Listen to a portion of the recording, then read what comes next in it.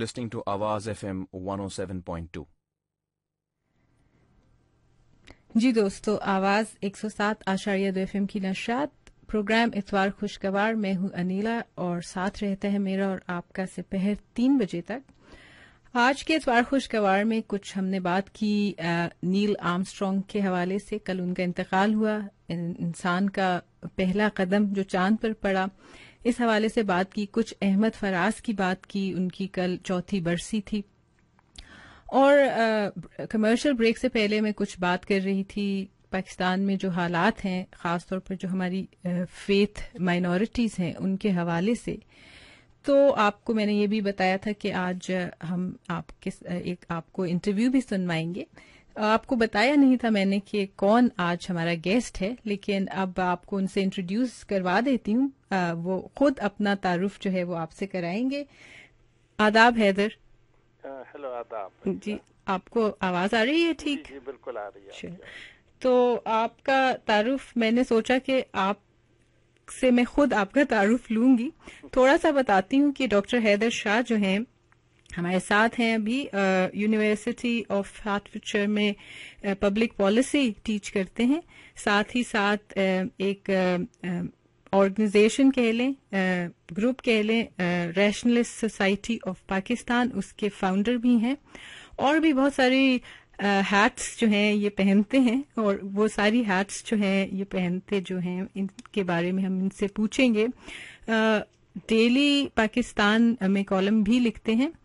तो हैदर, आपको हम वेलकम करते हैं आवाज़ 107.2 FM की स्टूडियोज में, और शुक्रिया भी अदा करते हैं कि आपने अपने कीमती वक्त में से हमारे लिए वक्त निकाला। इट्स माय प्लेजर, बहुत शुक्रिया, आपने मौका दिया मुझे।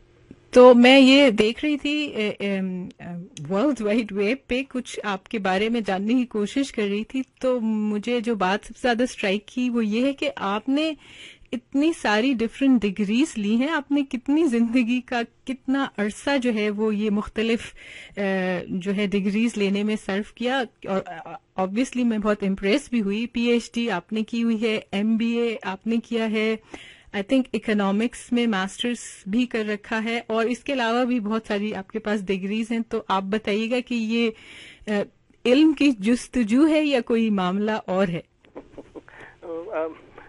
पहले तो आपने जब शुरू में कहा कि आप अपना तारुफ वो खुद कराएंगे, तो मुझे वो फैज साहब ने एक स्पीच की थी, बल्कि वो अपनी एक मजमूए कलाम के उसमें दिबाचे में, कि दुनिया का सबसे बोरतरीन काम अपने मुतालिक बात करना है। तो मुझे ये एकदम खौफ महसूस हुआ कि अब मुझसे ये इंतहाई बोर सा काम कराया जाएगा। चले, मैंने उसमें थोड़ी सी मैंने आपकी हेल्प कर दी। हाँ, आपने, लेकिन ये शुक्र है कि आपने थोड़ी मेरी हेल्प कर दी है।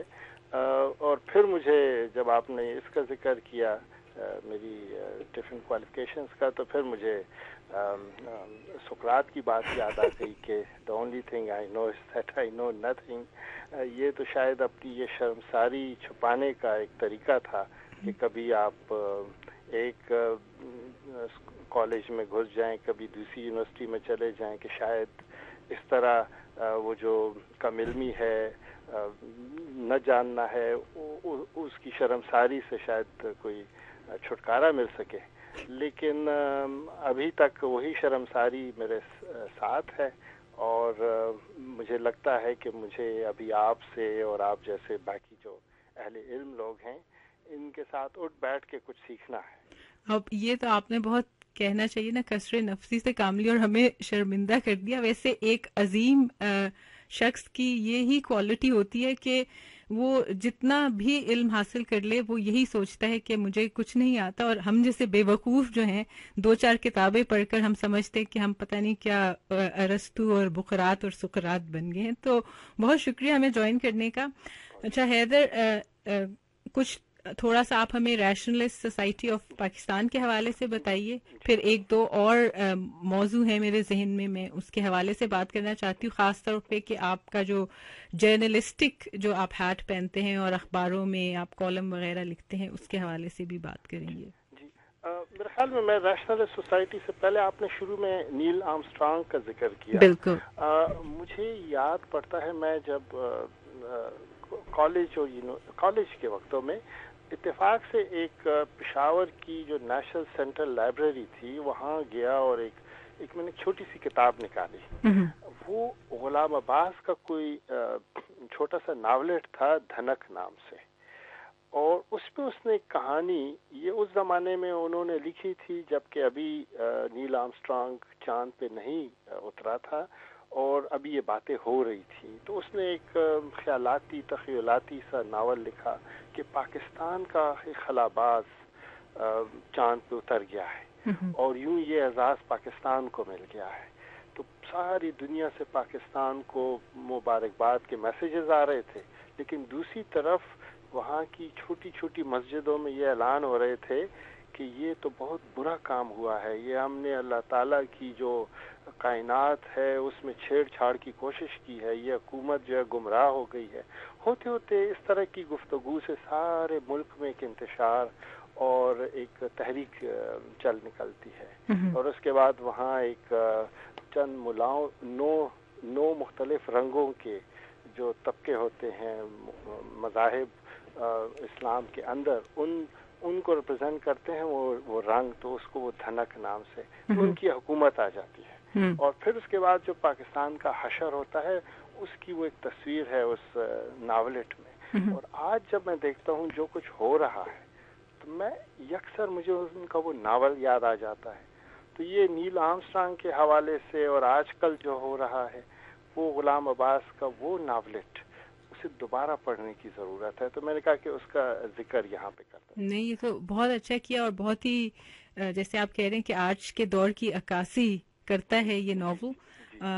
ضرور پڑھنا چاہیے. میں نے نہیں پڑھا, میں ایڈمٹ کرتی ہوں, تو اب ضرور پڑھوں گی. جی ضرور اس کو پڑھیے. ہمارے اور دوست بھی جو کہ اردو ادب سے دلچسپی رکھتے ہیں, تو اگر وہ کہیں غلام عباس کے اس ناولٹ کو دھنک کو پڑھیں تو یقیناً وہ دیکھیں گے کہ انہوں نے اس زمانے میں جیسے ان کو اندازہ تھا کہ کبھی پاکستان ان حالات سے گزر سکتا ہے.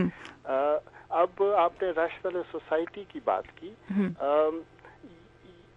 پاکستان میں آپ دیکھتے ہیں کہ مختلف قسم کے لوگ مختلف قسم کے دعوے ہر وقت کرتے رہتے ہیں. کبھی جو ہے کوئی بابا جی عجیب قسم کی کرامات کا دعویٰ کرتا ہے, اور ہم دیکھتے ہیں کہ ان ایسے اصحاب کو میڈیا میں بڑی پذیرائی ملتی ہے. پھر آپ دیکھتے ہیں کہ کوئی صاحب آ کے, جیسے ابھی مشہور ہوا تھا کہ پانی سے جو ہے گاڑی انہوں نے بنا لی ہے اور اب وہ پاکستان میں جو انرجی کا بحران ہے اس کو ختم کر دیں گے. اس طرح کے آپ کو دعوے عجیب و غریب مختلف میدانوں میں آپ کو سننے کو, دیکھنے کو, پڑھنے کو ملتے ہیں. یا پھر جیسے ابھی یہ واقعات ہو رہے ہیں, چھوٹی سی بچی کو آپ نے جیل میں ڈال دیا کہ اس نے کوئی بہت غلط کام کیا. تو ان کو پھیلانے والے, ان کو مزید اشتعال میں لانے والے ان لوگوں کے تو بے تحاشا فورم ہیں, بے تحاشا ان کی گروپ بندیاں ہیں. لیکن ہم جیسے لوگ جو کہ اپنے اپنے طور پہ یہ سمجھتے ہیں کہ یہ بات غلط ہو رہی ہے, ہمارے پاس کوئی پلیٹ فارم نہیں ہوتا کہ جہاں پہ ہم مل بیٹھ کے کوئی اپنی بات اوروں تک پہنچا سکے. تو یہ میں 2 سال پہلے اسی بات کو سوچ کے میں نے فیس بک کے اوپر ایک گروپ بنایا جس کا نام ریشنل سوسائٹی آف پاکستان رکھا, اور اس کا مقصد صرف یہ تھا کہ ہم آپس میں ایک دوسرے پہ کوئی بہتان لگائے بغیر, ایک دوسرے پہ غم و غصہ کیے بغیر, ایک دوسرے کی بات توجہ سے سنیں. تو یہ بیسیکلی اس کا مقصد تھا, اور یہ ہرگز یہ دعویٰ ہم میں سے کوئی نہیں کرتا کہ صرف ہم ریشنلسٹ ہیں یا ہم جو بات کہتے ہیں وہی ریشنلسٹ بات ہے. صرف ہم یہ کہتے ہیں کہ ریشنلٹی کا مطلب یہ ہے کہ آپ دوسرے کی بات سنیں, اگر اس کی بات میں کوئی وزن ہے, اگر اس کے پاس کوئی ٹھوس شواہد ہیں, تو ان کو ماننے میں آپ کو کوئی شرمساری محسوس نہیں ہونی چاہیے. تو یہ تھا مدعا, یہ تھا منشا جب میں نے یہ ریشنل سوسائٹی آف پاکستان بنائی. اور پھر اس میں نے تو صرف بنائی, زیادہ مجھے جو خوشی ہوئی کہ بہت سی ینگ لوگ, بہت سے لائک مائنڈیڈ میری طرح سوچنے والے, شاید آپ کی طرح سوچنے والے, وہ آہستہ آہستہ اس کا حصہ بنتے گئے, اور آج 2000 سے زیادہ ممبر ہیں اس کے جو کہ ایک دوسرے کو سمجھانے کا باتیں شیئر کرنے کا کام کر رہے ہیں. تو وہ جو شروع میں نے سقراط کی بات کی کہ the only thing I know is that I know nothing, تو اس طرح کے فورم پہ آ کے جتنا ہم ایک دوسرے سے سیکھتے ہیں تو یہ وہ سیکھنے کا عمل ہے جو کہ یہ پلیٹ فارم مہیا کر رہا ہے. جی ہاں، یہ ایسا پلیٹ فارم جو ہے وہ کہتے ہیں نا بریتھ آف فریش ایئر ہے ان لوگوں کے لیے بھی جن کو اپنی بات کہنے کا موقع نہیں ملتا، اور شاید ان کو یہ بھی آج کل کی جو کلائمیٹ ہے جہاں پہ کہ آپ اگر سچ کی بات، حق کی بات کریں تو ساری دنیا جو ہے وہ آپ کے پیچھے پڑ جاتی ہے. تو یہ ایک بہت اچھا پلیٹ فارم ہے جہاں لوگ وداؤٹ اینی فیئر آ کر اپنے دل کی بات کرتے ہیں اور ایک دوسرے سے ڈسکشن کرتے ہیں، یا تو کسی کو قائل کر لیتے ہیں یا خود قائل ہو جاتے ہیں. تو ایک یہ میں آپ نے بات کی جو ابھی ایک 11 سال کی بچی ہے ریسنٹلی پاکستان میں جس کے اوپر کہ بلاسفیمی کا چارج لگا کر اس کو اڈیالہ جیل میں بند کر دیا ہے، اور بہت سارے گروپس ہیں پاکستان میں جو پروٹیسٹ کر رہے ہیں اور یہ بھی ڈیمانڈ کر رہے ہیں کہ جناب اس کو جو ہے اب سزائے موت دی جائے. اگر اب ہم دیکھیں کہ وہ بچی جو ہے وہ 11 سال کی ہے اور یہ بتایا جا رہا ہے کہ اس کو ڈاؤن سنڈروم بھی ہے جو کہ ایک ذہنی معذوری ہے. تو اب یہ تو مطلب ریشنلٹی ہی تو یہاں دھجیاں اڑ گئیں بالکل. تو اس حوالے سے میں نے آپ کا آرٹیکل بھی پڑھا تھا ڈیلی ٹائمز میں، اگر آپ کچھ بتانا چاہیں. اور دوسرا یہ کہ میں کل اسکاٹش سن پڑھ رہی تھی تو میرے کچھ اسکاٹش فرینڈس نے مجھے فون کر کے بھی اس حوالے سے بات کی کہ ہم نے نیوز پیپر میں پڑھا ہے جس میں کہ رمشا مسیح کی سٹوری جو ہے چھپی ہے، اور اس میں یہ بھی لکھا ہوا ہے اس اسکاٹش سن اخبار میں کہ پاکستان میں جو ہیں ریپس اور کڈنیپنگز، اسیسینیشنز، سیوسائڈ بامبنگز اور یہ پرسیکیوشن آف فیتھ مائنورٹیز جو ہے پچھلے ایک دہائی سے یہ روز ہی کچھ نہ کچھ وہاں پہ ایک ڈیلی ڈائٹ یہ بن چکی ہے لوگوں کے لیے. تو ظاہر ہے ہم اسکاٹ لینڈ میں رہتے ہیں، ہم اٹھتے بیٹھتے ہیں یہاں کے لوگوں کے ساتھ، جابس کرتے ہیں.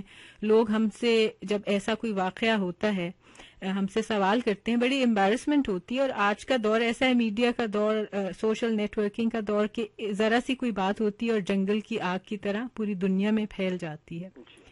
تو اس حوالے سے کچھ بات کیجیے کہ کس طرح لوگ جو ہیں جو آبویسلی پاکستانی ہیں جب اس قسم کے کوئی واقعات ہوتے ہیں تو جو یہاں یو کے میں رہتے ہیں ان کو کیا ایسے اقدام لینے چاہیے کہ ایک تو یہ کہ پاکستان کا نام جو ہے وہ زیادہ بدنام نہ ہو، اور کس طرح وہ ایک ریشنلسٹ جو ہے بات اپنے وائٹ کولیگز یا اپنے وائٹ فرینڈز تک پہنچا سکتے ہیں.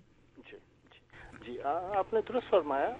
میں خود چونکہ یہاں ایک یونیورسٹی میں درس و تدریس سے وابستہ ہوں، اور جب بھی کوئی ایسا واقعہ ہوتا ہے تو میرے لیے خود اپنے جو کلیگز ہیں، اسپیشلی جو وائٹ کلیگز ہیں، ان کے ساتھ آنکھ ملانا مشکل ہو جاتا ہے، اور وہ بھی ڈرتے ڈرتے کوئی ایسے واقعے کا ذکر مجھ سے کر دیتے ہیں.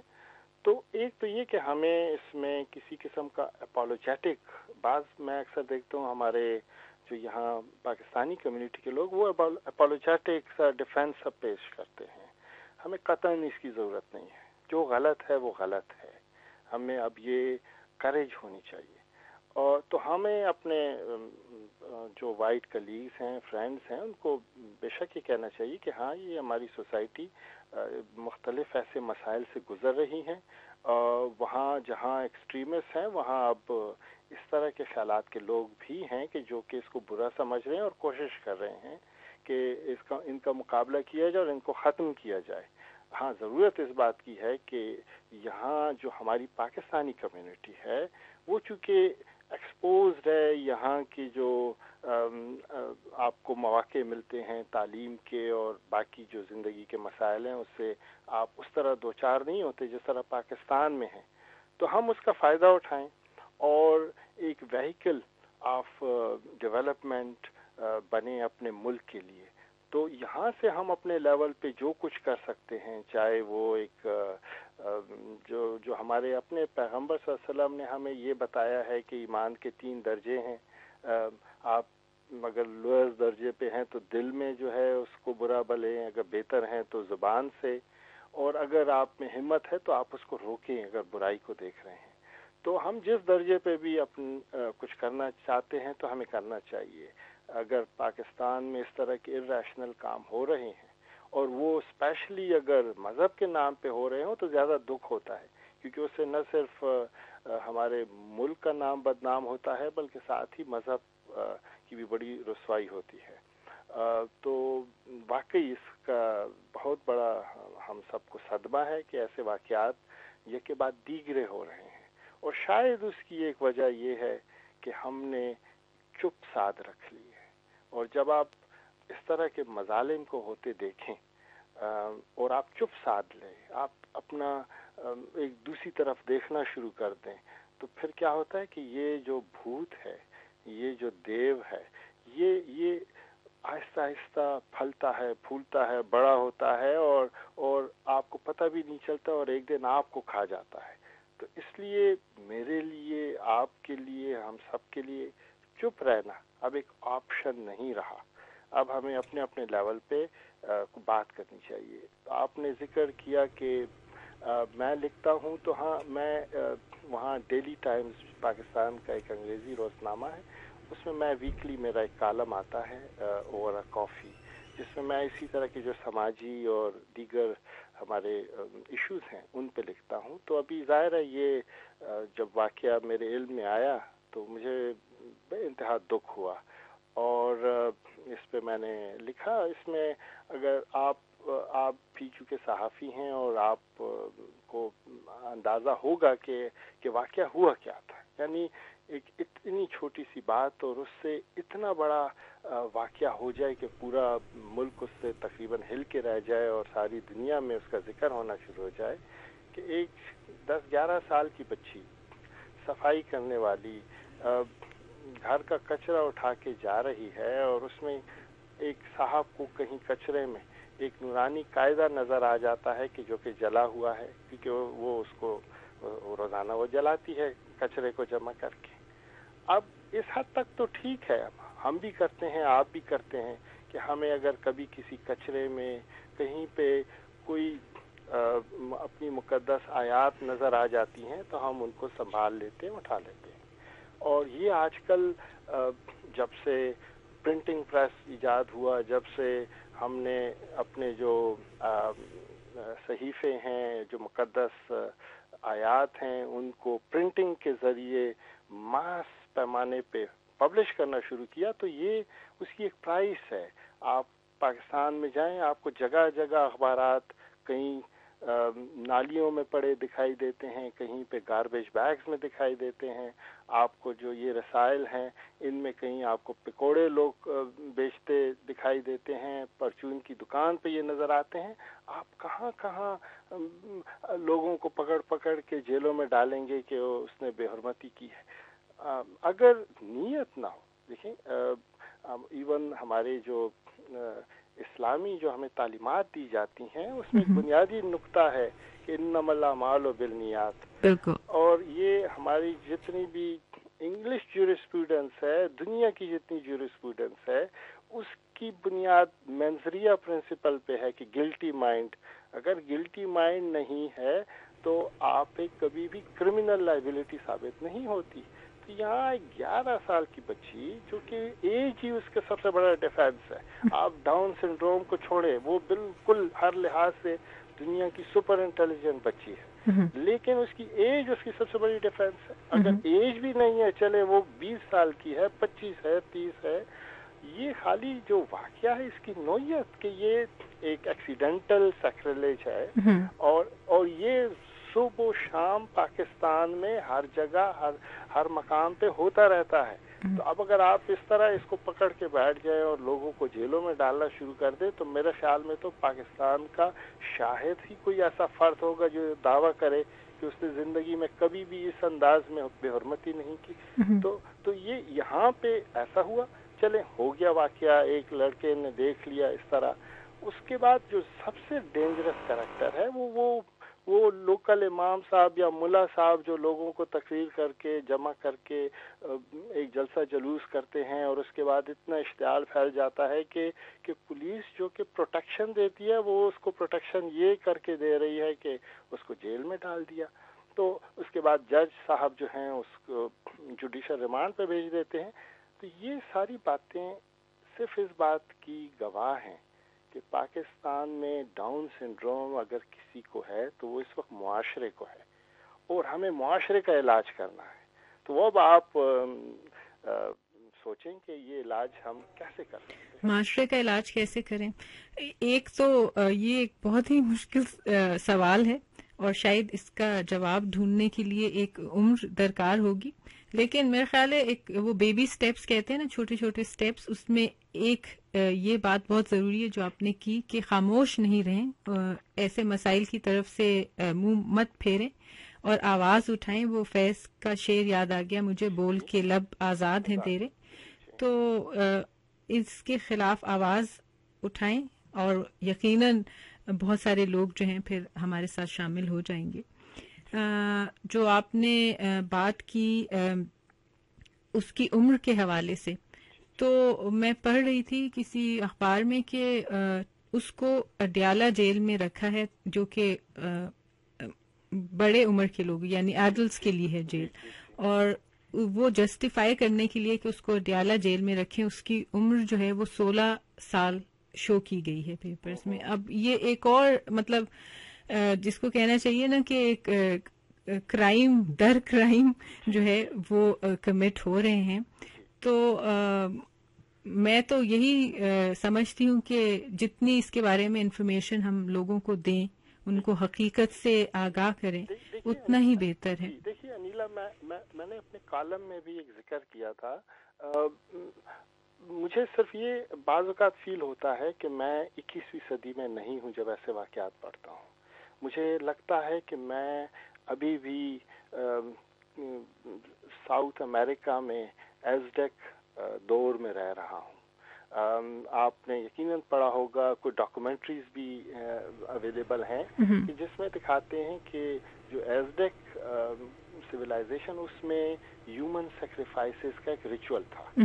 وہ یہ سوچتے تھے کہ اوپر جو گاڈز ہیں انہوں نے جب دنیا بنائی تو انرجی ان کی لگتی ہے، تو اس لیے ہمیں ہیومنز کو سیکریفائس کرنا ہے تاکہ وہ انرجی ان کو واپس جائے اور دنیا کا جو بیلنس ہے وہ قائم و دائم رہے. تو ان کے اپنے سوچ، اپنے جو مذہبی عقائد تھے اس کے تحت وہ اس طرح ہیومن کی سیکریفائس دیا کرتے تھے. تو اس میں جس بیچارے کو وہ پکڑ لیتے تھے، بعض اوقات بعض ہیومن خود کو آفر کرتے تھے. مطلب جب عقائد ہوں تو پھر تو سب کچھ ہو سکتا ہے، لیکن اکثر وہ قیدیوں کو، جنگی، ان کو پکڑ کے ایز ہیومن سیکریفائس. تو یہاں تک روایات میں ہے کہ جو پریسٹ ہوتا تھا وہ اس طرح طریقے سے چھری سے اس کا سینہ چیرتا تھا اور ایک جھٹکے میں دل باہر نکال لیتا تھا کہ دل ابھی تک زندہ دھڑک رہا ہوتا تھا.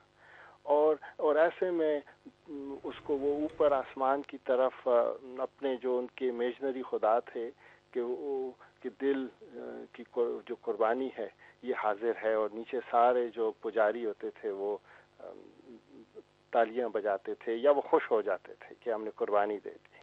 مجھے ایسا لگتا ہے کہ ہم بھی آج اپنے پاکستانی معاشرے میں انسانوں کو، زندہ انسانوں کو پکڑ پکڑ کے ان ملاؤں نے، ان جاہلوں نے جو اپنے امیجنری خدا بنا رکھے ہیں ان کو قربانیاں دیے جا رہے ہیں. اور میرے خیال میں میرے لیے ذرا یہ زیادہ دکھ کی بات ہے کہ میں 21ویں صدی میں ایزڈیک والی قربانیاں دے رہا ہوں.